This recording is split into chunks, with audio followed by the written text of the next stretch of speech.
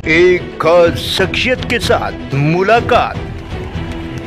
देखिए जयदेव पटेल के साथ नंबर 1 इंडिया न्यूज पर रोजाना रात 9 बजे।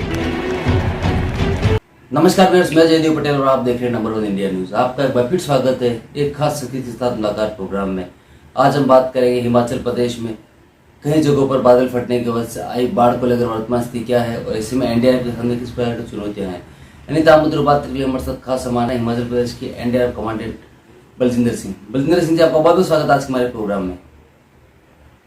थैंक यू वेरी मच जी बलजिंदर सिंह जी, आपसे मेरा पहला सवाल है कि हिमाचल प्रदेश के कई जगहों पर बादल फटने की वजह से जो आई बाढ़ की जो वर्तमान स्थिति है वो क्या है और इसको लेकर किस तरीके की हालात है मौजूदा।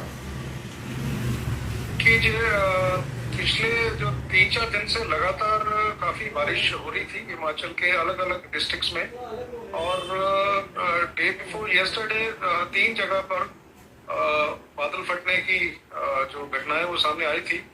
उसमें 2 जगह डिस्ट्रिक्ट कुल्लू में, एक सेंट वैली है उसमें और एक निर्माण वैली है कुल्लू में ही, वहां पे घटनाएं आई थी, सूचना आई थी। इसके अलावा एक और बड़ी घटना यहाँ धर्मशाला में हुई थी। वहां पे एक छोटा सा पावर प्रोजेक्ट कंस्ट्रक्शन के अधीन था, वहां पे कुछ मजदूरों के बह जाने की खबर आई थी। तो उसी के मद्देनजर अभी भी सारे हिमाचल में 30 तक कई जगह पर येलो अलर्ट, कई जगह पे ऑरेंज अलर्ट है, और आगे भी हम स्थिति पे नजर रखे हुए हैं।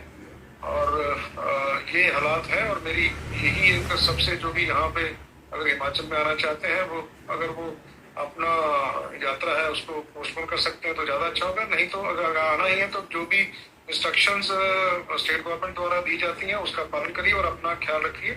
बलजिंदर सिंह जी, अगर हम बात करते हैं तो बादल फटने के वजह से जो बाढ़ आई है इसको लेकर वर्तमान में जो रेस्क्यू ऑपरेशन चलाया जा रहा है वो किस तरीके का है और क्या रेस्क्यू ऑपरेशन पूरा हो गया है? देखिए, रेस्क्यू ऑपरेशन अभी पूरा नहीं हुआ है। मैं पहले बात करूंगा जो धर्मशाला में बादल फटने की घटना आई थी, जिसमें कोई 8 मजदूरों के लापता होने की हमको सूचना मिली थी। तो परसों की ये घटना थी। कल 2 डेड बॉडीज तो परसों ही मिल गई थी, और 3 डेड बॉडीज कल हमारी टीम ने एफडीआर की टीम के साथ मिलकर 3 डेड बॉडीज को बड़ी मुश्किल हालातों में से वहां से निकाला, क्योंकि वहां तक जो घटनास्थल है वहां तक पहुंचना ही एक बहुत बड़ी एक चैलेंज है।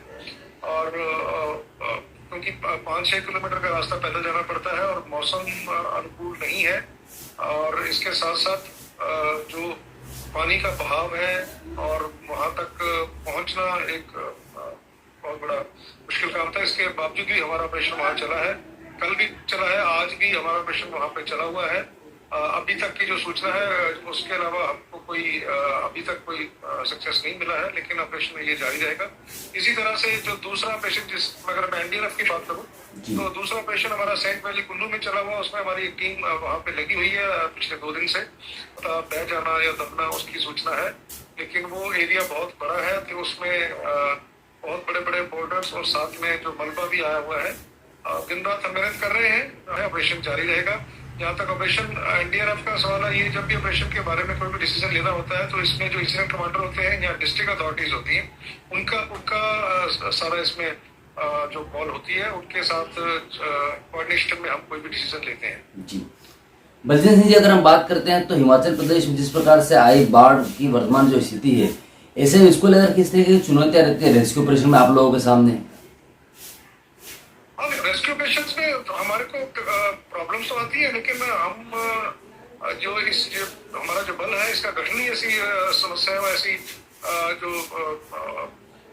एडवर्स सिचुएशंस होती है उसमें काम करने के लिए हमको ट्रेन किया जाता है। और समस्या है जिसमें जैसे मैंने बताया कि अभी भी जो मौसम है वो हमारे साथ नहीं है, बारिश हो रही है और काफी ज्यादा मात्रा में बारिश हो रही है।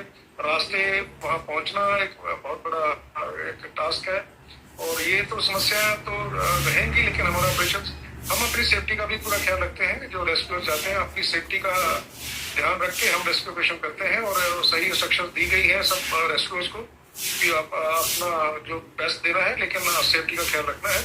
और छोटे मोटे जो ऐसे जो चैलेंज आते हैं उसको हम ट्रेन है उनको उनके होने के बावजूद भी काम करने के लिए। बलदेव सिंह जी, आपसे मेरा एक आखिरी सवाल है कि वर्तमान में हिमाचल में चल रही भारी बारिश और बाढ़ के जो हालात हैं, ऐसे में इसको लेकर किस तरीके की एडवाइजरी और इसी के साथ साथ क्या कोई डिप्लॉयमेंट आप लोगों की तरफ से किया गया है?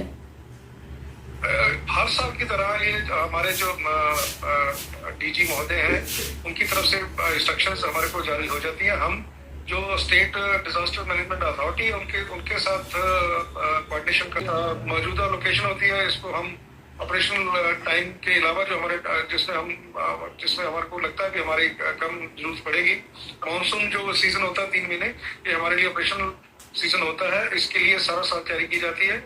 और इसी को मद्देनजर रखते हुए हमने अपनी 4 टीमें हमने आगे रखी थी। कुल्लू में भेजी एक टीम जो, और एक टीम शिमला शहर के लिए अप्लाई की गई। एक नाहन के पास एक जगह है डिस्ट्रिक्ट सिरमौर में, वहाँ पे हमने अपनी टीम वहाँ पे प्लेस की है। इसके अलावा हमारी अलग अलग, अगर हम ज्योग्राफी को देखें हिमाचल की, उसके हिसाब से हमारी टीमें अप्लाई की गई है।